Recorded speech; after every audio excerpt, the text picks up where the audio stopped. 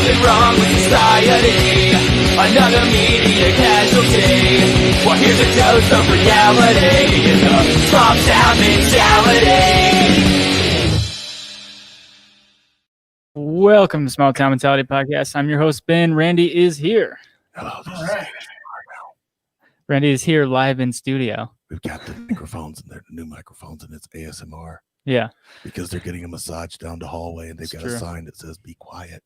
that is true. They did. I was originally going to come in here and start screaming about how I don't want to be here, and Ben's got me under contract, but I can't do that now. Yeah. And our guests for today is Tim and Peter from the band Sonic Octane. Welcome to the show, gentlemen. What's up, Thanks peoples? for coming on. I'm so happy to be here. Thank you so much. And we were talking for quite a bit before the show, and I was like trying real hard not to ask a bunch of questions because like I want to save it. But yeah, we got into some TV stuff and some football stuff that I want to talk to you guys about. But we can start with you said 20 years you guys have been together off and on, something like that. Go ahead, Tim. Hit that up. That kind of cut out. Did you mean like Pete and I? Yeah. Okay, but yeah, I played in a band with Pete back in Southern Oregon, 90, 95, 96, I think. Maybe Yeah, 94. 94, 96. Yeah, that was a long time ago. I was going to college in Southern Oregon, and I was originally from the Bay Area. Went to go to college up there. Wasn't digging my classes, and I kind of picked the wrong major, or at least the wrong area of the major, which is theater arts. And then I started hanging around all the acting people, and they didn't vibe with me, I guess. I was just like, whoa, dude. So I kind of was going to go toward the side of the, behind the scenes stuff. And after a while, I was just like, this is fun. I'm not enjoying this. So I was very lucky to have a really nice house in Oregon that my dad bought. And instead of getting me a dorm room, he was like, I'm going to buy a summer home up there. So I'm like, okay, works for me. So I had like this totally kicking bachelor pad with a pool and a waterfall and just this beautiful little home, big home. We were so slumming it. Oh, it was bad. We were, dude. We were totally living that kind of rock star life, and a lot of my friends stayed with me. But anyway, I was in a band. I started my first real band.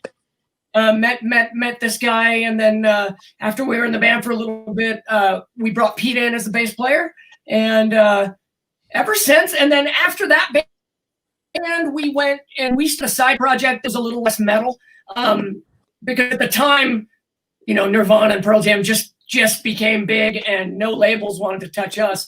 And we were more Death Angel, Anthraxy meets, I don't know. We weren't Metallica. We were Metallica-ish. We were pretty rhythmically chunky and with some melodic vocals and stuff. But that was my first band. And then Pete and I, let's do alternative. So we we didn't try and do alternative. We the band Mad Seasons put out an album, and I was a huge Alice in Chains fan. So Lane Staley's kind of the guy that I really look up to vocally, and I love what they were doing, what Chains was doing. Even in the late 80s, I liked what Alice in Chains was doing. So then we started that. It was kind of like Pink Floyd and Rush meets Alice in Chains, and we just started writing, and it was very easy to write all our stuff. It just flowed, and we did an album and became quickly just popular with the people around there, and we played some shows, and then I moved because my dad moved from San Francisco to Denver. I said, okay, I'll go. He's like, let's sell the house, come out and live with me while I'm coaching football. And so I said, sure. And then we sold the house. I moved out, and then a few years later, Pete actually came out to Oregon and lived for a while. And we were trying to get it back together again, but everybody's working, and I was in a cover band that was playing a lot, and it was tough to put the right thing together. So then he went back to Oregon and had his life for a while, had his kid, and I had my wife and my kids. And then a couple years ago, I got a hold of him and said, hey, I'm in a band and we need you. I kind of cryptically, I was doing a live video from New York. I was over by the Statue of Liberty, and I was doing a live thing, and I saw Pete popped up, and I was like, "Hey, Pete, I need to talk to you about something." So, but he was watching me do my little video of Sonic Octane in New York thing, and then I called him and said, "Hey, you want to go be on a TV show next week in New York?" And he's like, "Huh?" So I was like, "Can you learn a song? Learn a couple songs. We're gonna fly you out. We'll meet you in New York and be on TV." And then that's where it all started. Nice. Good stuff. Yeah, that's he had talked about that a little bit. Yeah, that's crazy. Your first gig is on TV. Yeah, that was pretty nuts, man. Yeah, it was a lot of fun though, man. Great people too. He's a pro. Donna Yeah, Drake, he's a pro. Lou. I mean, it was a really great experience. Yeah, So to be able to have those eyes on you was very, very, very. We were lucky. and I noticed that you guys had like a lot of different TV stuff listed on your Facebook page, like people playing your songs or videos and stuff like that. Yeah. Nice. Yeah. Cool. And we got on a song intro.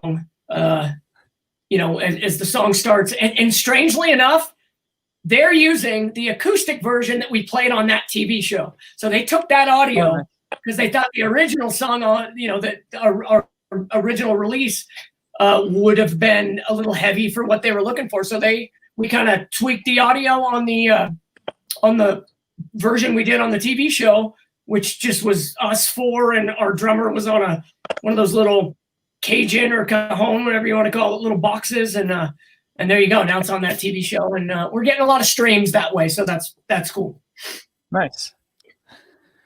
Yeah, as long as you're getting something out of it. I mean, yeah. I'm sure a lot of people steal stuff, so it's a good thing they didn't steal it from you guys. Yeah, no, it was nice of them to sign a contract. Yeah. Make sure you get that in writing. So a question we like to ask a lot of bands is, what's the worst show you've ever played? I know mine. I mean, that's up to Pete. You can go. We like to hear people's horror stories out on the road or whatever. Yeah. I'll chime in after people, I'll chime in. Yeah. If it's going Sonic Octane, it would have to be this show we played, Colorado Springs, Insomnia Stock. We had some technical issues, some batteries and electrical issues going out, and so it took time to fix things, and certain things went out of tune, and it took us a while to get it back together. But all in all, when people listen to it, they're like, "Oh, it's great," but us being perfectionists, we nitpicked the shit out of it. That was definitely a show that everything bad that could happen did. And we run backing tracks on some songs, and no, not vocals, and we don't run guitars. We run synth like a band like Linkin Park would run, or Disturbed. Those bands, Rob Zombie, they run, we run some cool synth behind us, and it kept playing, and our drummer's trying to turn it on, and it just kept looping. And then it started playing some like demo song of me singing into my phone behind our music. We're playing a song, and I'm like, "Oh my God, is that me going, whoa?" Trying to get an idea down, because I had all these things on the computer, and then they just started playing, and I'm like, "Oh my God!" And we couldn't turn that off. And then there were some tuning issues, and then some parts issues. We had just gotten back from a New York tour, and we were definitely tired, I think. We also, for me, we had a show at a place called Coney Island Baby, and that's in downtown Brooklyn. I think that was Brooklyn. Manhattan. I think it was Brooklyn. Brooklyn or Manhattan. It was downtown. And as we got there, the Rapping Tours were leaving. They did a matinee show. So Jack White and those guys had just left, and we got to get into the the green room or whatever backstage, and we're back there, and there's this big thing of ice with a bunch of stuff that they left. So a lot of beer and Gatorades and stuff. And I just started drinking. It was our last night of the New York tour, and I started drinking. So when I got on stage, It felt good, man. It felt good. I felt like I was kicking ass, man. But I knew I just kept missing parts, and I was just like, I don't care. I'm just gonna have fun today. So I knew that was also not a very good show. And then we also played a festival up in New York that was odd. That we played really early, which I was fine playing, but it was a long day. Let's just say we played early, stuck around, and it was just a really long day of crowds that did not show up that were supposed to and stuff. Well, and the band that actually played after us asked to borrow our drummer because they didn't. Our drummer, have one, or he didn't show up or something. It was odd. It was weird, man. Yeah. No, that was weird. And no, go ahead. Yeah, he was singing some weird stuff. Like, can we borrow your drummer? Okay, but you have to feed him. And make sure you clean up after him. No, pretty much. And this guy was writing like on the carpet. No, dude, it was this guy I know was doing signed like on to a show and all, but can we use your drummer? And no, do you have any guitar parts we can use? It was so unprofessional. It was so unprofessional. The guy wrote in kindergarten, just I'm not gonna switch the best songs about poo and just like something that your child would sing, trying to be funny when they're 4. No, literally, it was just like, what is? It was awful, but we had a tour bus, luckily, so I spent my whole day pretty much. I mean, I kept going out and hanging out, but I just went and sat in my bunk and watched some baseball, I think, most of the day. But it was cool because we were drinking a lot of beer with some of the other bands. Well, they were drinking. We were playing. We were touring with this other band that has some amazing players in the band, and one of the guys is the guitar player for Fuel. And who's that actress? Natural Born Killers. I can't think of her name. Anyway, Julia Lewis, her band and So he's a good. He's a good guitar player. So we were stoked to and the drummer is in Modern Drummer magazine every other week or. Oh yeah, Victor Singer. He's amazing. Great. He moved back to France. But we're killing it. Nice. Yeah, but they're good people we got to hang out with. So that was a bonus. So do you guys have anything to say? I mean, we've been talking the whole time. What's up? Well, that's the whole point. I'm trying to. I don't know. I hate it when people write songs about immature shit. Oh, I love it. I want to know the band that you guys that they borrowed your drummer writing songs. I want to hear I'll it. find out. I think it's him and his wife, man. I think you'll dig that stuff. And listen, I'm a guy. I don't like mixing my comedy and my music. That's for me. There's a place for it, but all the songs like I used to love her, I had to kill her, or she fucking hates me, or any of those songs, songs that are tongue in cheek funny, I don't like, because I'm just like so deeply into the emotion of like Pink Floyd and Queensryche and all those bands that I used to listen to. Because Tim's a devout Rush fan. It has to be. Well, I'm the biggest Rush fan in the world, but. So if it's not intellectual a little bit, it's hard for me to get in. So I'm just not a fan of that kind of stuff. So I get it. It's funny. Weird Al's pretty funny. I just heard his version of Royals what does he call it? Foil. And it's a song about tinfoil. So I'm just like, to listen. That's funny, man. That's finally a new Weird Al song. But if it's all funny, that's okay with me. But if it's a band trying to be funny, I don't like it. I was gonna say I'm a pretty big fan of Psycho Stick. I like them. I like Psycho Stick. Bloodhound Gang, they did it too. Well, isn't Psycho Stick from here? Well, yeah, but Psycho Stick, they're always kind of tongue in cheek. Oh yeah. Yeah. They're always. I mean, that's what I'm saying. I don't mind that. Serious bands that start doing silly stuff bother me. But I see what you're saying. No, who's the band from Denver? The freaking bicycle song, the No Handlebars song. Oh, they're right. I can ride my bike with no handlebars. Yeah. Hey, I did that before and I wrecked. Something bots. Yeah. I can't remember. Yeah. Flowbot? No, not the. Yeah. Flowbots. Maybe like it was the Flowbots. Yeah. Yeah, the Flowbots, and then there's 303 from here. We know 303. We've seen them live a few times at. They're always doing it. Yeah. What is it? Vans Warped Tour. We went to Warped Tour and saw them live. Yeah, and I like 303 hit pretty hard here too, because we've got Denver and Salt Lake City, and that's about it for big cities.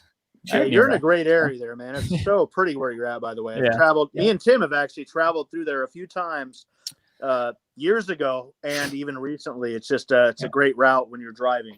I prefer to fly now, and it works greater, but better, excuse me. But yeah. Peter was talking about doing a show one time in Denver with no, it wasn't Denver, somewhere in Colorado with Royal Bliss, and I told him Colorado Springs. Yeah. I told him that Royal Bliss has played here in town a few times at some of our bars. So they're kind of a local band.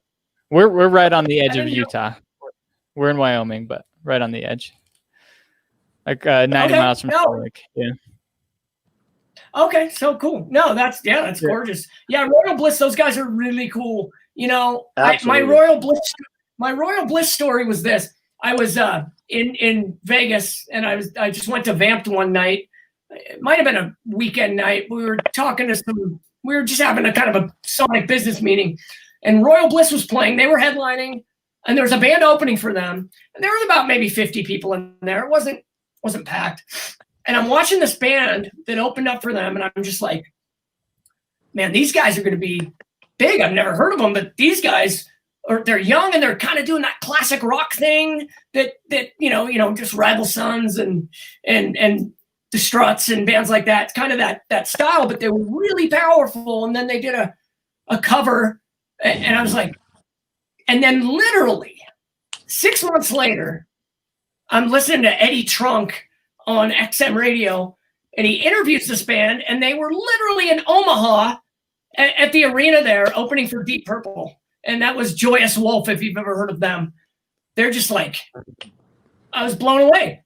50 people to an arena, like in just a couple months. And they were on that tour with Deep Purple. And I was just blown away, but they're really good. And then Royal Bliss came on, and they really have a dedicated fan base. I was like, there are a lot of people here that really like them. And I was trying to get a feel for them. And then I didn't know that Neil I hadn't realized that he was, he had been on whatever The Voice or whichever show he was on. And then I got to know him a little bit when we played with him. And we're actually talking about touring with them. Oh, nice. And we were possibly going to go out with Fozzy and Royal Bliss before COVID hit. Right before COVID hit, we were working out a deal to do that tour, and didn't happen. So hopefully we can do that. But we stay in touch with the Royal Bliss guys right now, and we're going to. They're probably the most local band we've talked about for around here. Yeah. Yeah. No. I know they're big in that area for sure. You guys ever do the Complex in Salt Lake City? No, not yet. Why don't you hook us up? We've never gone west. Yeah, we've never gone west from here yet, man. I cannot wait. We've been back east a lot, and that area, and all our festivals coming up in this summer, if they still happen.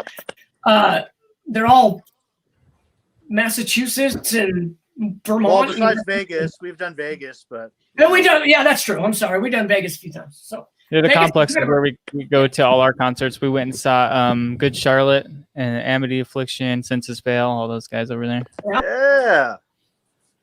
Shout out to Jason Milbank, who's also done the show, Census Fail. That's where they had that big show for the SLC Punk sequel too. With, dwarves and this guy. Experiment. This guy was in SLC Punk too. I was an extra. He was an extra in the back dancing. Really? No, dude, I love that movie because I like what's his face? I can't think of his name. Matthew Lillard. No. Yeah, Matthew Lillard. Yeah, he's I good. don't know. The first movie, they came here to buy fireworks at one of our stores. Yeah. Oh wow. Porter's Fireworks. Shout out to Porter's Fireworks. We're looking for sponsors. Always try to park we in love that blowing same shit spot. up. Yeah. Yeah. Anytime I go there to get beer, I always try to park in that same spot that they parked in. Yeah. Just walk in the door. This is hollowed ground. It is, yeah. Well, me, and Tim do the same things. We'll go to the restaurants where they're in movies, like Pee Wee Herman's, or anywhere we're going, or Tim, what was the one you went with your family recently over in LA that was the Karate Kid? We went to where the Karate Kid went on his date to that golf and stuff. I went to the Brady Bunch house. That was my favorite. The actual Brady Bunch. I was just like, we geek out on weird shit like that. Well, and we're lucky because we're friends with a guy that, and this blows me away. People talk about my past, and we'll probably get into that a little bit. And people that, oh, that's so cool. Which is great, and that is neat. But dude, if I like meet somebody that's in a movie or something, that's like huge. And then we had one of the guys from this guy has been in Silverado and Ocean's 11 and like a bunch of Will Ferrell movies and Vegas Vacation, all kinds of stuff. He's in all these movies, and he actually has lines in all of these movies. So he's like an extra. You know, he actually has lines in all these movies. And I'm just like, we were with him 2 months ago, and I'm in the car with him, and I'm just like, he's telling us stories about Julia Roberts and George Clooney, and telling him to come upstairs, just all this stuff. And I'm just like, dude, you know how big of a deal that is? And it's just, yeah, dude, that stuff just freaks me out. Awesome. Yeah, there's a little tiny town in Wyoming called LaBarge, and it's got like 250 people. But for some reason, somebody had a lot of money there, and they bought one of the diners from the original Spider-Man movies. And it's just sitting there, not being used. It's not open. It's just in somebody's property. He just has it. That's awesome. Yeah. I want to go. That's so cool. Just want to show up just like Jason Jameson demanding pictures. Yeah. Well, it's in the bar. You can go anytime. Yeah, people be like, you have an interview here, you have an interview there. We'll be like, but we want to see the house from Charmed or whatever. Yeah. I mean, it doesn't matter. Yeah, we were right by the Amityville Horror House. We played a show less than a mile from that house, dude. And I'm just like, and I know they remodeled the Revolution Bar Music Hall in New York. Yeah, that was awesome. And I'm just like, oh my God, we got to go to the Amityville house. But it's a different house now. I wanted to streak it, but the guys wouldn't let me. Well, now you know of two places here for next time you're traveling through Wyoming. You can go to Porter's, which was in SLC Punk, and then if you want to drive to LaBarge, it's the Spider-Man diner is there. Well, we go through your area every once in a while, so maybe if we go through your area, we'll come up and hit up and meet up with you guys.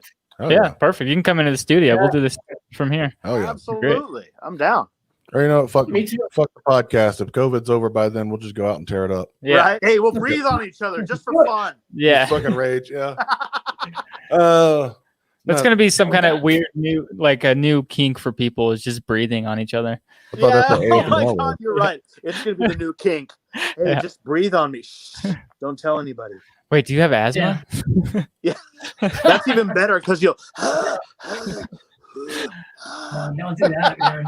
People are going to have mask fetishes and stuff. It's going to be weird. Things are going to get weird after this. Oh my. I was just joking with Emily about that. I told her the other day the mask thing Put the continues. mask on. If this whole mask mandate continues and COVID and shit doesn't lighten up soon, I'm gonna order one of those fucking zipper mouth masks like the Gimp wore in Pulp Fiction and just walk around in there.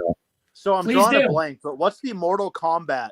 The female that like has a mask on, but like when you open up, she has these crazy sharp teeth. Yeah. See, that's what's up. That's he's already got a fetish. Yeah. Oh, pretty eyes, you look great. They take that mask off, they got sharp shit. Man. All right. Well, what are you gonna say? I was just gonna say because he mentioned something about his past, and I don't know. That's about. But I did want to work this in here because I saw an article today. Mm-hmm. It was a fucking article that said it was a former gang member was awarded Teacher of the Year. Nice. This guy joined a gang when he was a fucking teenager, got his shit together, went to fucking school, became an educator, worked hard, won Teacher of the Year, and they're still calling him a fucking former gang member. Yeah, it's true. I mean, who hasn't done some stupid shit when they were a teenager? How would you like it if you won a fucking award and they were up there saying, "Hey, that kid who got a boner in social studies just got an award"? Well, what sounds better on a Facebook post? Former gang member or just Teacher of the Year? Hey, a lot of us made mistakes in life. I know I did. I made plenty of mistakes and stuff I'm not proud of. But gosh, he did Small Town Mentality podcast today. If you own that, you own your shit, honestly, straight up. You own your shit and move forward. And if you can make some recompense for that and try to help people out with some of the mistakes you made and some of the knowledge you gained through those mistakes, Absolutely, dude. More props, more power to you. Yeah. And I'm all for that. Absolutely. It's politics, man. It's politics. I mean, I'm not going to get on it, say anything about either side, but Yeah. it's politics, man. You gotta, it seems like people want to keep you down so that they can support you and show that they're support. Look at, oh no, stay down. I'm supporting this person that's down there. It's just like, come on, dude, just live your life, dude. So, But I mean, it's a good point of reference to say, hey, you can pull yourself out of something. well, they'll knock you down so they can be seen helping you back up. Exactly. Yeah, right. Ugh. You guys are a rock band, though. Fuck the system. That's pretty much it. I don't know who's the system. Is she hot? I don't know. I don't know. Yeah. Maybe I want to fuck the system's sister. Maybe. Yeah. That's gonna be the new hot chick. Is the system? Yeah. That'll be the new name. It won't be Katie. It won't be any of that shit. It'll be like, I'm gonna name my girl the system, and it'll be some weird spelling. Yeah. Oh, I bet. Probably. Yeah. You'll find it. You'll find a system out there. What's one of the best shows you've ever had? Tim? Well, This one's taking a little bit longer. Well, with Sonic, I would say it was the first show we did. On our tour got moved a couple weeks, but we did a show to kick off the tour. I think in June, like the beginning of June, or yeah, it was the beginning of June, 2018. We did a show in Denver at Herman's Hideaway with. Was that the Smile Empty Show? So Smile Empty Smile Soul. Empty Soul. Yeah, that's right. I had just played, yeah. I had played with Tantric. I've heard of them too. With my other band. Yeah, they used to be that Days of the New band back in the 90s. And anyway, we played with them and Blue Helix. No. Yeah, I'm trying to think of who we played with. Yeah, Blue Helix from and then a band Seattle. called Kira that's getting popular right now, I think, from Oklahoma. And that was I think we kicked that off. That was our like, hey, we're kicking off a tour. This is our first opening gig with a national, and it's in our hometown. I think it worked out well because it was the first time I'd really been on stage with Pete at a real show in like 20 years. So yeah, I think we played really well. There were a couple technical things, but I think we killed it, and then headed out on tour. It was an emotional moment, man. When you love, when you love your old bandmates, and you get a chance to perform again in another band later on, as we've grown a lot over 20 years as people. Yeah. And to do that again and to meet up and play and have that emotion together again was it was pretty amazing. It was an emotional moment. I'll definitely say that. I won't throw Tim under the bus. Oh wait, I will. He got a little teary even in a little moment, man. It was a great moment, man. We felt good. It was nice to get out there and just play and kick some ass. Nice. Yeah, definitely. So when you were touring, what were you bus, RV? What were you doing? Tour bus. Actually, a vintage tour bus that it belonged to a lady named Julia Butterfly Hill. She's a famous actress from the 70s. You can look her up. She's the kind that would climb up in a tree and handcuff herself and stuff like that. All the activism. And I know she's famous for that. I didn't know who she was, but so we have her old bus and like hemp, curtains and all that stuff. And I'm just like kind of eye rolling. We have redwood cabinets from the redwood and like oh nice. Oak flooring like from a barn that heats up. I mean, the thing is beautiful. Yeah, the floor heats up. Shower, bathroom, living room, kitchen table. Six bunks. It's a real tour bus, just an older one, and so that was amazing. Yeah, that was amazing. A part of actually living that dream for a while, because we're pulling up, opening for these national acts. They're pulling up in little beat up minivans with a trailer, and we're like sitting in there in a $60,000 tour bus. We're just like, it felt weird, man. We invited them onto our bus to hang out, and they're like, okay, yeah, right on. Yeah, all bands hang out. We went out with our bus went out with LA Guns in like last year around this time, And I know that the guys in guns, hung out on the bus and people like the bus. It's definitely a conversation piece, and it's a good tool because we've done some interviews on there where the people want to come on the bus and just be a part of that. So it's definitely helps us. It helps us to look pro and looks like we know what we're doing. And I like my privacy, and it has a curtain on my bunk. So when I want to go to sleep, I can pull my curtain and go to sleep, and nobody bothers me. That's great. Yeah. I don't have to share a bunk with 4 bandmates or pee in a 2-liter bottle before, because we can't stop because we're rushing to get to our next gig. I mean, that's nice, man. There's a difference, man. It's nice. Who drives it? Robert, actually. Yeah. Nice. Robert is a straight up champion and a trooper when it comes to driving that bus. We all help when it comes to the maintenance, this and that, and all on the road and back and forth. But it's crazy. He actually is the only one that does that, and the only one that he trusts himself to do it. As well. But he rolls it out. But he's the guy that can actually get off on 3 hours of sleep, where I think the rest of us need a little bit more. Yeah. I definitely feel that. I'm a truck driver, so I drive 12 hours a day, so I get it. Well, maybe we'll be giving you a call, brother. Yeah. Need a driver. When you guys are huge, don't forget about me. I'll drive your bus. Yeah, baby. We need it. Yeah, no, I was awesome. Gonna ask this band Kira, did they have a notebook? I'm like, who? What? Who? When? Is that a reference you're trying to get to? It's an anime. That everybody just it's, missed? it's an anime reference. Okay. I was like, everybody just went. Sorry, man. There's like there's 2 people out there. It's like no.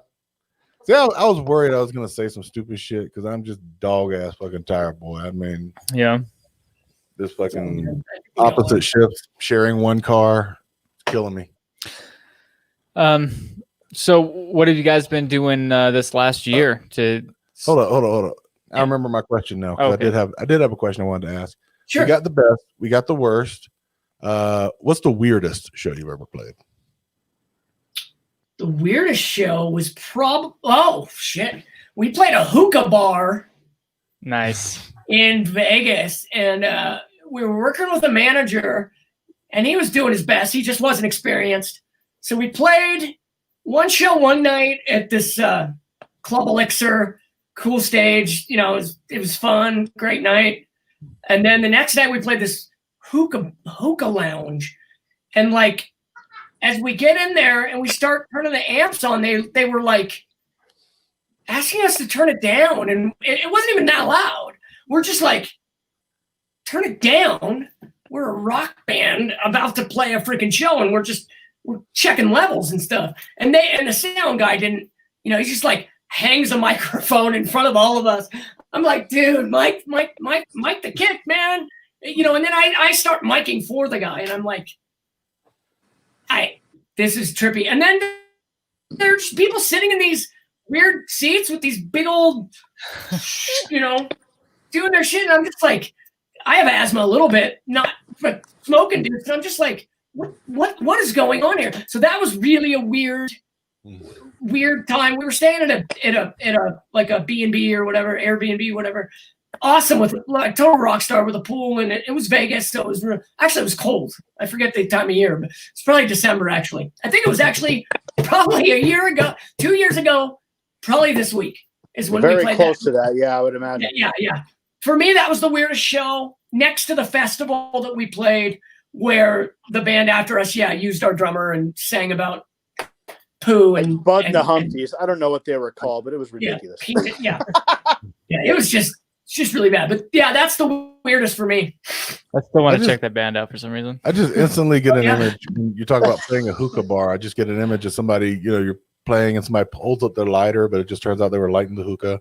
Yeah, no, it was weird. They would bring out these hookahs that were 5, 6, 5 feet tall. Yeah. And they would have this big chunks of burning freaking tobacco chunks in it or whatever. And then they would all just sit and smoke in the in-house cabanas. It's a room, but like there's cabanas against the wall, like oh, it was weird, man, but it was fun. It was a trip. And they just stare at us. Nobody clapped. They're just like. I love how sometimes there's like similarities between rock bands and comedy. There's just like some gigs that people, like the people that put them on, just don't understand what's happening really. Yeah. It's like, why do you even ask for it then?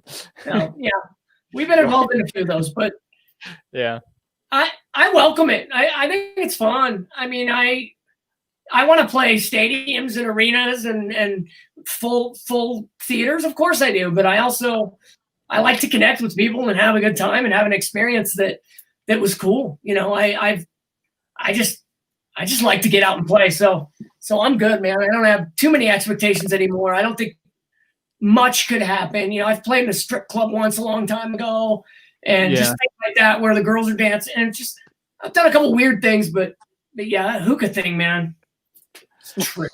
That was a trip, man. I'll have to say that was a weird experience. Hey, please and not play so loud. Do you have anything quieter? You hired a rock. Yeah, that's the thing.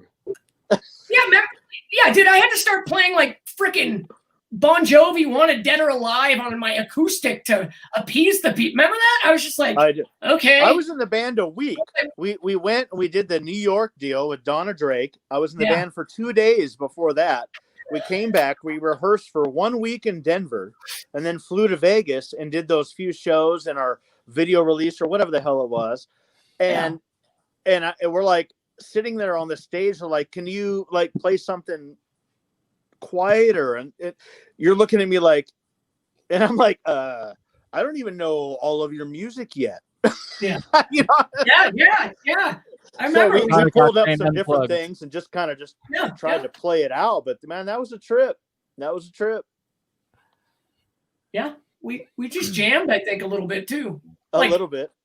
I'm just like, and I'm not a big fan of jamming. A lot of musicians are. I don't like it. I'm like, I know a couple jam bands. I just not my thing either. I actually worked for the Grateful Dead for a while, and they had a little more commercial kind of songs going on, and it was cool to be able to work with Jerry Garcia and those guys, but get that out of here. Yeah, the jam band thing, I just, you know, those bands with the vacuums and stuff, I can't even think of like Fish and String Cheese. I try. I mean, awesome for them. I mean, they have to be doing something right. They're making a lot of money and selling out everywhere, and it's kind of a culture. And I get that. I used to follow Rush around and go to, you know, they would still, you know, Rush is never on the radio, but they still sell out every arena show for 40 something years. And, you know, so I used to follow them. Just the same. You have your cult following, you know? Yeah. So I got that. I understood it. You mentioned Rush a few times. A buddy of ours, Kelsey Hudgens, had a joke tweet the other day. I don't know. And I'm probably going to butcher it, but yeah, he's like, do you think if the band Rush took a little more time, they'd be great or something like that? I don't know. I think if they just took a little bit more time. I like that. That's good. That's the end of the interview. We're out. Yeah, I butchered the joke for sure. Yeah. No, dude, but I can't remember what it said though. Yeah. He's a funny dude. Love Kelsey Hudgens. Go check out the Kelsey Hudgens show. DramaCityProductions.com/Kelsey Hudgens. Check out Absolutely. I thought it was something more along the lines of imagine how good Rush would be if they took their time. Yeah. Or they, something like that. Yeah. But being that their timing is pretty much amazing. Yeah. So you guys have any like straightforward questions, this and that or the other, or should we let Tim roll out with a little bit of his NFL stories? Yeah, we just like to get to know people. Like I said, impromptu interviews. So whatever we go to, man, we're good with whatever. But yeah, that's an interview podcast, more of a hangout podcast. Yeah, so. We like to hang out with people. So you did mention earlier that your dad was a coach of an NFL team, and I'm assuming the Denver Broncos because you guys lived in Denver. No, I mean he was. It was like no. He started in I think it was 1979 with the 49ers because I that's where I lived and grew up in San Francisco area, and he coaching high school football and baseball, and he was a PE teacher and driver's ed teacher till I was 9, and then he moved on to the Niners part-time and then full-time, and then he won 5 Super Bowls there, and then he went to Denver as the general manager, and the guy kind of building the team and building the defense and stuff with John Elway still there, and won 2 more Super Bowls. So the cool thing with my dad was he had the record for the most Super Bowl rings of any human on earth with 7, and he's 7-0 in Super Bowls. So he's won every one he's been to. And badass. Yeah, it's very cool. I worked with him and worked for the Niners for 17 years as well. I started out as a ball boy when I was young and then moved up. And the interesting parts are like the relationships. I had probably the most interesting relationship was my first year. I had a really close friendship with O.J. Simpson, strangely enough. Way before, this was the end of his football career. And, he came to the Niners to kind of keep his career going. He was kind of at the end of it. And the Niners had never been good yet. They were always the laughingstock. They're the NFL for a long time. They'd been to one playoff game or something. And then in 79, OJ came to try out as a running back. And then that's the year they drafted Joe Montana. And then things started going their way. But OJ was on TV and in movies. And he was super famous for his rent-a-car commercials and the Tower Inferno and all that stuff. So when he came to the team, it's not that he got a cold shoulder, but people were just kind of like, the Niners weren't a big deal. So they weren't used to famous people being around them. So I think he just latched on to me as a kid, and we just talked, and I would eat every breakfast and lunch with him for 5 weeks. And then after practices, I would run with him around the lap in Santa Clara at training camp because he would do these cool down laps because he was older and didn't want to. Now I know it's because he didn't want to cramp and all that stuff. I didn't understand it then.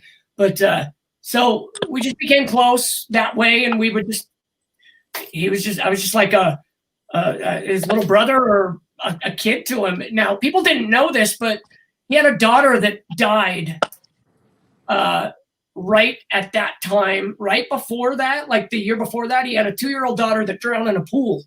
And people didn't know that. Nobody knew that. Not that changes anything, but so he was going through a lot of stuff, and he played for the Niners for that 1 year, and him and I became real close. So that was really cool. There was a couple pictures in the newspaper of me and him running together and stuff like that. And then, so that's just an interesting story that, now OJ is whatever. And I don't even have an opinion, on any of that stuff. I really don't have an opinion, what is he? Yeah. Oh yeah, you're right. But he's, what? I haven't talked to him since then. But you guys have a Twitter page? Every account of people who knew him, I'm talking like he's in past tense, like he died or something. No, he's around. But just everyone has always talks about what a really, really nice guy he is and stuff. So he was, and I understand later. In life, the more fame, the more people you're around the Kardashians and. That's like a different world, man. That's like you're pampered and like all the stories of Ellen and people like J-Lo, how they treat their, the people working on their sets and stuff. Like J-Lo, I hear won't even talk to like waitresses or waiters. She has people do it. Tell them I want a Diet Coke with lime, things like that. Like treating people like total crap. So, but yeah. And I always have to bring up that he was nice because of what he's looked at now as. And I personally think experiences. Yeah. If you ask me, I think his son did it. I think his son did it. That's just what I think. I think he tried to help cover that up. That's my opinion. Here first, folks. Conspiracy theory. That's breaking my news. I have so many. I don't know but anyway, so no, and then I was with the Niners on and off, and my dad won his first Super Bowl ring, like his second year there, and then we kept winning Super Bowls every few years, and then I got the Broncos, and that's when I sold the house in Oregon and came out here and he won a couple more Super Bowls. And so, yeah, Well, so that was neat. Point with that, Tim, for your dad, Sure. is that he left the Niners with 5 Super Bowl rings. He went to the Broncos and immediately took 2 Super Bowl rings. They got their first Super Bowl. So your dad was iconic that's true. with that stuff, man. It was great. I mean, wow. My thing with that is, and I don't want negative for either side, but he was with the Niners 17 years and won 5 Super Bowls. That's an average of, I forget, but every like 2-point-something years they won a Super Bowl. He left the Niners. They thought they didn't need him anymore because he was quieter and they wanted a GM that was more popular. So he left the Niners and they haven't won a Super Bowl in 25 years. He went to the Broncos, who have never won a Super Bowl, and the AFC had lost 13 Super Bowls in a row. 13 Super Bowls in a row. The Raiders won a Super Bowl, and then after the Raiders won their Super Bowl in the early 80s, the AFC lost for 13 years in a row until my dad went to the Broncos, and he knew how to build teams. He understood talent, and he just understood what you needed to win a game. So, so that was cool. I appreciate that. He's Bill Belichick has finally passed my dad with his 8th Super Bowl ring. And congrats to him, man. What an accomplishment. Congrats to him. But Absolutely. Here's what I do. People talk about Tom Brady, and they talk about, oh, he's the greatest ever. I'm like, you know what? I take away a ring for each one he's lost. When you're talking about Montana's been to 4. He won all 4 Super Bowls. He's never lost one, even when they came behind. Now, people argue this. If you take away the 3 Brady lost, then he only has 4 rings. 3 rings, I'm sorry. Then he only has 3 rings. But go look at the games. They talk about the Patriots being the greatest ever. Oh, they're a good organization. They did not win any of those Super Bowls they won by any amount of even 2 touchdowns. All their Super Bowls were close. The Niners, 55-10 against the Broncos, and they blew out the Chargers. They blew out the Dolphins with Dan Marino, and they had a close game against Cincinnati both times. But so I'm a Joe Montana guy, so I think Joe Montana is the greatest ever. Tom Brady, and he's proving that Tom Brady right now that he was the reason the Patriots were so good. Absolutely. Because they're pretty bad. But anyway, that was my life doing that. I was They're not doing great. Just did that. I'm not even going to talk about my team, so we'll just forget about that. Come on, man. I need to hear it. Come on. Own your shit, brother. What's up? At least your quarterback doesn't dress like a gossipy old lady in church. No, he's just limping around right now. Who are we talking about? Dak Prescott. I was talking about Cam Newton. Cowboys fan, that's all right. With the weird He's just shit limping he be around wearing. all season. Yeah. Old Dak Prescott. Broke his leg, second game in? I don't know. I struggle with stats. People talk about stats all the time, and I'm like, you know what? Don't give me stats, because it probably pisses you off when people throw up stats about, dude, Dak was better than Aaron Rodgers for the. Yeah. And I'm like, dude, but which one went to the playoffs? No offense. I say that about people throw out stats about Drew Lock here, and I'm like, okay, you're comparing him to. Oh, you know what? John Elway and Peyton Manning had bad first seasons. There's a difference. There are a guy, Jeff Herbert, have already proven in his rookie year that he's going to be a household name for the next 15 to 20 years. He's going to be a championship. He's going to be a great quarterback. There are guys that can win, and then they blow their stats up when they're already out of the playoffs and they're playing all these games that don't have pressure.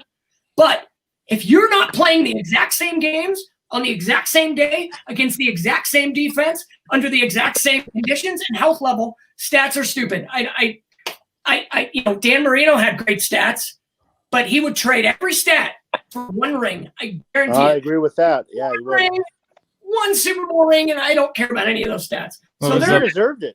What was our last ring, like 96, something like that? Earlier than that. Well, I know the Cowboys well because it was, for a while, the Super Bowl before my dad, and I'm not giving my dad credit for this, but before my dad went into the AFC, for a lot of years, the Super Bowl was Dallas and the 49ers in the NFC Championship game. that is the game. And then whoever wins that goes to the Super Bowl and plays the silly game that they know they're going to win. So those were the games that were the big deal. The Cowboys, 49ers, Troy Aikman against Montana, and then Troy Aikman against Steve Young.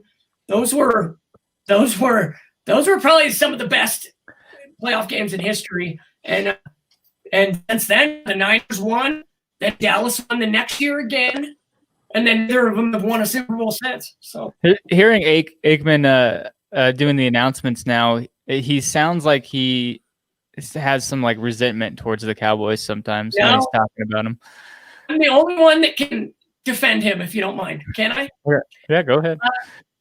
He cares, man. He bleeds that color. That's what made him him. And he's watching such bad decision making by Jerry Jones and begging, bring in a GM. Let your son Steve do it. I know Steve Jones, his son, who does a lot of the work. And he a couple years ago he gave me 2 50-yard line tickets for the Thanksgiving game. It was amazing. But my dad and Steve are good friends, and my dad knows Jerry very well.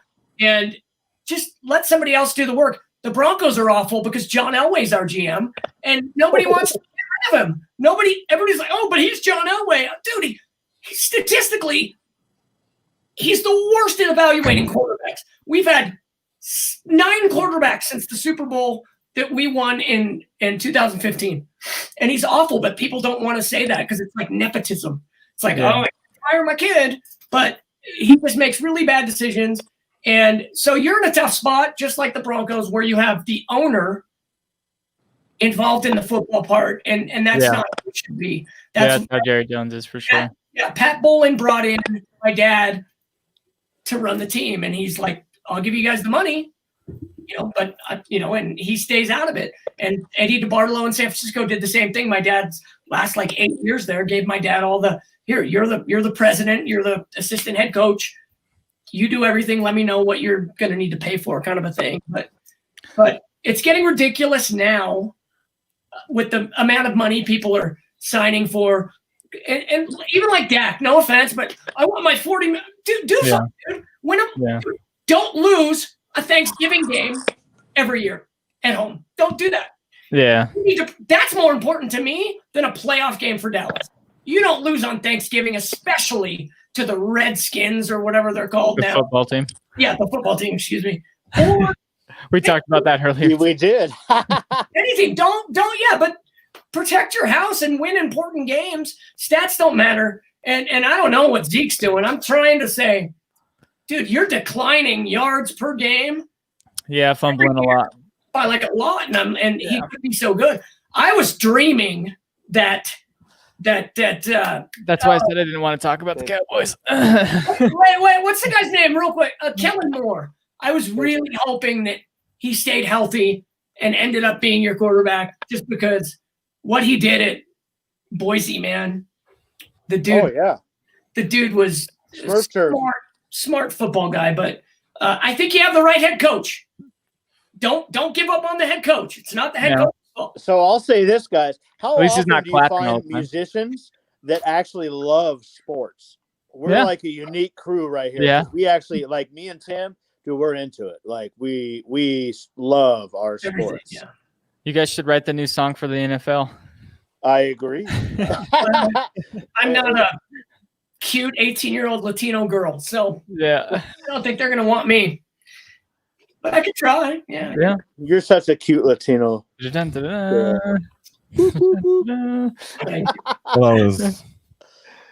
I was listening to the Bill Burr podcast because Monday morning podcast. One thing we love to do on here on Small Town Mentality is to remind people that there are better podcasts they could be listening to. This is true. I was listening to Bill Burr talk about the Patriots and their recent game, and I realized something. It used to be if your team lost, your team had just a shit game, you're sitting there yelling at the TV, you're yelling at your team. Yeah. What the hell are you bums doing? Now people yell at the fucking ref, and people yell at the fucking other team. They're cheating. The fucking ref is in favor of the other team and shit. And it's just something I noticed has kind of changed. Is the not your fault mentality or not my fault mentality? Yeah. Somebody else's fault. Either I win or you cheated. Yeah. No, you're right. Heads I win, tails you cheated. You know, it's hard to get out of the NFL being part of, growing up in it. But I'm really struggling watching people like Mahomes and these guys. They're great. Don't get me wrong. And it's funny coming from me because of what my dad did. My dad was the contract guy. That's what he did. But there's something wrong in this country if the far liberal left, no offense, oh my God, I'm going to be in trouble. It's screaming about free this, free that. We need to take money from this and that. Yet they don't care that a guy like Mahomes gets $450 million for over like 8 years to run around and play a game. And then some quarterbacks that aren't winning or on bad teams, they're making millions to do about 16 to 20% of their job once a week. And I know they work hard. I was there. I was at practices, and I can tell you why the Niners won so many Super Bowls back then. They work hard, but do they work $450 million hard? It does seem like a lot. They do. And I understand that they bring in that money as a star and get all of that. But there's got to be some kind of a shift here. If people are struggling and not being able to pay their rent, and then these people that are entertaining us, they're just telling us what to do while their bank accounts are fully fine. And it's tough because both my businesses, I have a sports memorabilia company and I'm a musician. And both of those got destroyed by COVID. I mean, especially with real sports, people aren't going to give me a couple $100 for a autograph something when they can't find toilet paper or fertilizer. So stay home and don't go to work while we're in our villas. No, totally. And so it's kind of tough. It's tough to stomach that. Villa. It's tough to stomach. What can you do, man? We can just hope that everybody thinks 2021 is going to be so great. I don't know. It's got to be better. It'll be hindsight. It's going to be a trip, dude. But I'm looking forward to getting out and playing music again, and then I'll feel better. Me too. I miss the greatest idea in the history of ideas. What's that? It's like if I was famous. I mean, if I was like fucking Kanye West famous, or just household name famous, I would go around handing out autographed rolls of toilet paper. There you go. It's like now you gotta make a decision. Yep. Oh. Oh my God, that's effing hilarious. Oh my God. It's like, oh, I got this. I'm doing it. Oregon, dude. I'm signing autographed toilet paper, and people can wipe with it all they want. It's all good. That's hilarious. I'm in. It's like all I got left is this old T-shirt and this roll of toilet paper autographed by Deion Sanders. No, you can't. Oh my God, that's good. That's good. Yeah. So what are you guys' plans for this upcoming year? You got anything hopeful? Some festivals. I gotta say, not a lot of stuff is open yet. I know we have some festivals and things that look like they're coming on the rise, but with the lockdowns and everything is so unsure. It's like, it's hard to put your voice out there and say, yeah, man, this is it. We're excited. This is badass. Because then all of a sudden you're like, oh shit. Canceled it. Sorry. No, it's hard to schedule stuff for sure. Yeah. But when things open up, it's going to be the biggest year of tours ever. I mean, we all know that. It's going to bottleneck, and then you got people that have retired that had time at home to think and get healthy and write and not be on the road. So I think people are going to come back. Guys like Ozzy still want to tour and play, and he's doing a new album, stuff like that. So that's inspiring. I've been lucky this last few months.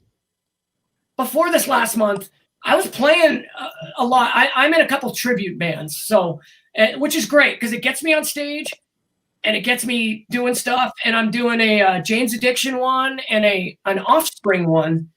Nice, love the Offspring. I can sing those high, I guess. But so with those two bands, I actually got to get on stage a few times and do a good shows last month. So I've been very, very lucky there. Even shows with some crowds, and then some that were streaming, and even got to do a Halloween show, which was really cool. But aside from that, now they canceled all our other ones.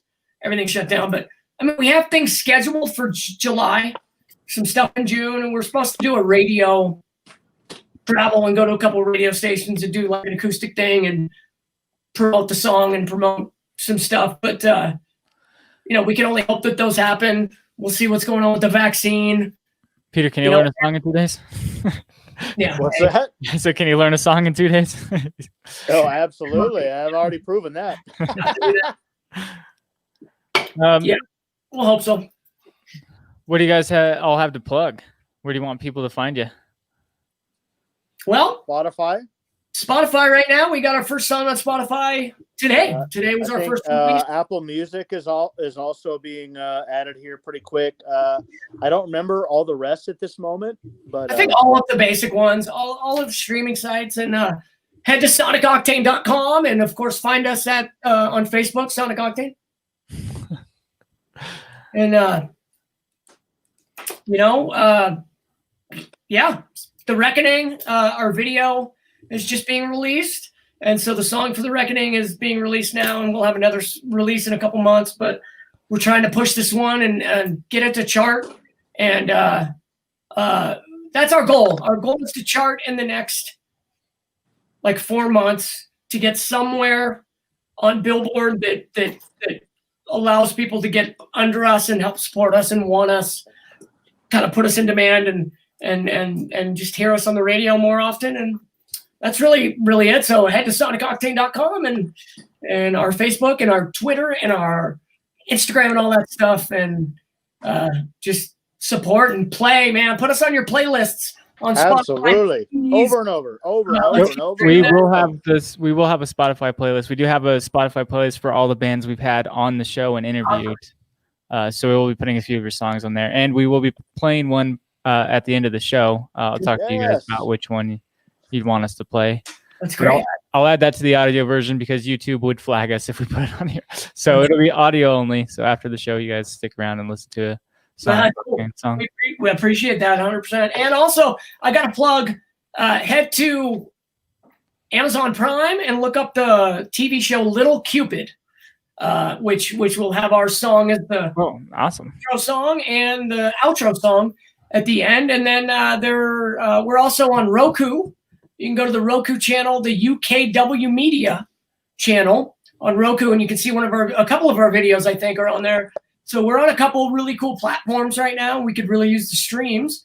And we have a couple movie deals coming out soon where they're going to play our music. And then at the very end during the credits, I think we signed a deal to where they're going to show our video that we did for The Reckoning. And if I could plug The Reckoning a little bit, we went to Las Vegas and we filmed a lot of video footage.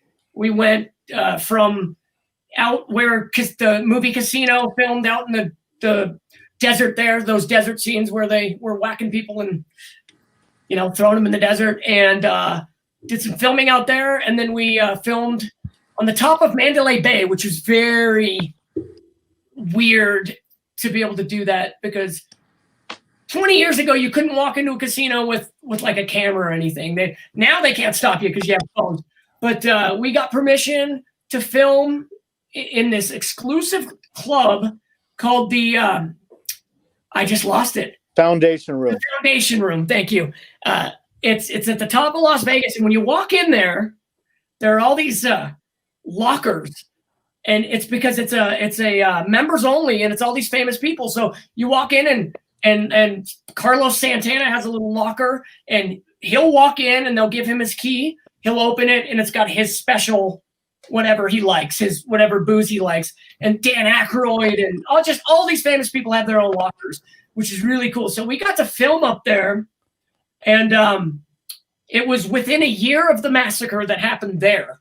So we were like insurance and special permission to be able to go in to actually the Mandalay Bay and be a part of what happened. And our song happens to kind of be about, if you listen to the song The Reckoning, it's kind of about a kid that's basically all unriddled out and just can't feel much, and you know what happens next, of course. We're from Colorado. Columbine's right down the road. And I was over there when that was happening. I was picking up softball jerseys, and I looked up and I see all these helicopters in 2000 or 99, whenever it was. And I'm like, what's going on? I turned the news on, and they start talking about there's some shooting at the school. And I'm like, I drove past the school and I looked, I have it on video. I had a video camera, and this girl's running up the hill crying. And I caught her on camera running up, crying, and her dad was up at the corner and they were hugging. And we still didn't know what had happened. We still didn't know that anybody had died or anything. So we didn't know. So that was happening. So that was crazy. And then literally I could throw a rock and hit the Aurora Theater from where I am right now. So that was another one where I'm just like, why do we need to have this reputation of our city? You know, people think of us, people might think about Columbine and the Aurora shooting and stuff. So with that stuff and the Mandalay Bay stuff, and right now we're kind of known as a Vegas band in a weird way. That's kind of our second home. I would say if somebody said, where are they from? Some people would say we're a Vegas band because we're working with a lot of people there. And we're really working with the guy who used to be in Quiet Riot, the singer, Paul Schifino. Right now he's working with us in the studio, and we're doing a lot of cool things. But so Vegas is kind of we're all about the Vegas strong thing. And it's definitely a poignant video that we shot at Mandalay Bay. And it's something I think, it's just a song about, it's just a song about kind of that, what leads up to like a school incident like that and stuff. And being able to shoot video up there was really weird. And I'll tell you something kind of funny, but not funny about that. We had a prop BB gun. We had a BB gun that looked like a real gun. And we have it in all of our gear that we're about to take. It's 4 in the morning, 4:35 in the morning. We're at Mandalay Bay. We're about to go up these elevators. And somebody in our party says, oh, by the way, we have a gun in our bag. Is that a big deal? And I was like, I don't think the BB gun part came out yet or something. Something happened there. But it was like, whoa. Then they had to go deal with management, and all the people that were kind of handling us had to go. And I'm just like, okay, so literally we're bringing a gun into the Mandalay Bay less than 12 months after that route, whatever. I forget the name of the concert that was happening, but so that was an interesting story, but we ended up doing it, and it was an amazing experience. And you can find that video on our website as well for The Reckoning, and just some cool stuff. We have some Christina Shaw, who plays Britney Spears and Christina Aguilera and Taylor Swift, I think. She's like a famous impersonator in Vegas. She was in our video. And the guy that was in Ocean's 11, Rusty Myers, was in all those movies. Silverado. Great friend. Great guy. He played the husband of like Roseanne Arquette in the movie Silverado, but he's been in a bunch of movies. And now that you'll find him on our website and stuff, and then you'll go watch all these movies with Will Ferrell, and you'll see him, and you'll be like, oh my God, we know that guy. But those guys are in our video too, which is really cool. And then there's a girl named I can't think of her name, and I'll do it later. But she's part of the video, and she has a movie coming out that with some big actors coming out, and I'll be posting that on the Sonic site later. But I just want to plug that. Go check those things out. Definitely check out the Amazon Prime streams, and just keep your eyes out for some movies and some stuff we're going to be doing, be a part of in 2021. Perfect. Definitely pushing some stuff now. Yeah, absolutely. And if you guys are ever at the complex, hit us up and we'll come see you. Yeah. We need to have at least 2 people there. So yeah. We'll social distance. Yes. And if you're wondering what to get for a present this year for Christmas, go to ballwash.com. Use promo code STMPod at checkout. Save yourself 15% on your order. Ballwash.com. I need some of that right now. No, dude. I'll tell you a quick funny story. I literally am. this is probably way too much information. My doctor just put me on testosterone. Okay. There's some good effects from it, but my eyes are bloodshot red and my face is all swollen. And today he's like, yeah, why don't you give it a couple weeks?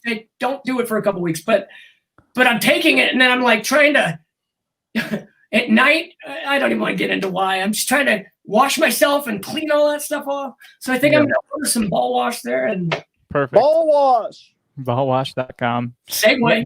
Nuts, butts, and body wash. Nut rub cologne. They got all kinds of stuff. Sack spray neutralizes odor. I'm all about I'm that. in. Good head shampoo. They got all kinds of stuff over there.